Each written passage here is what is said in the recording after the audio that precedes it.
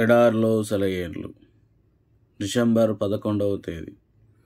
యెహోవా సేవకులారా, యెహోవా మందిరములో రాత్రి నిలుచుండు వారులారా, భూమి ఆకాశము సృజించిన యెహోవా సియోను నుండి నిన్ను ఆశీర్వదించునుగాక.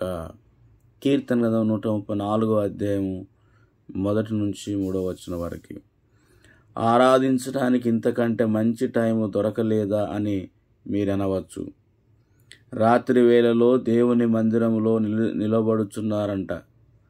ఆవేదనల చీకటిలో ప్రభువుని స్తోత్రించటం, అవును, అందులోని దీవెన ఉంది. ఇదే విశ్వాసానికి సరి అయిన పరీక్ష.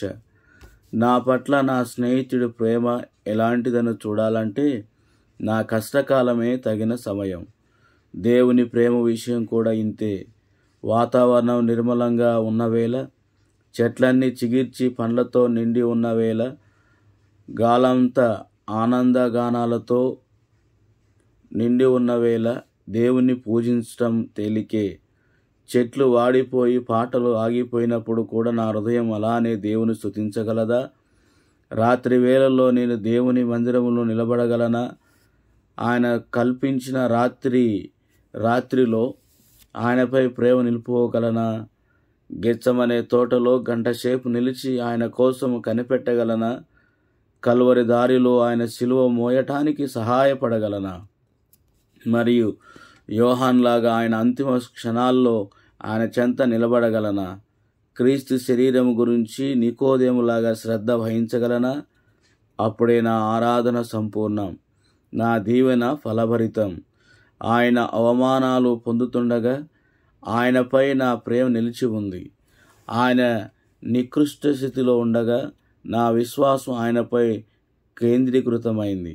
ఆయన మారువేషంలో ఉండగా నా హృదయం ఆయన రాజరికాన్ని గుర్తించింది.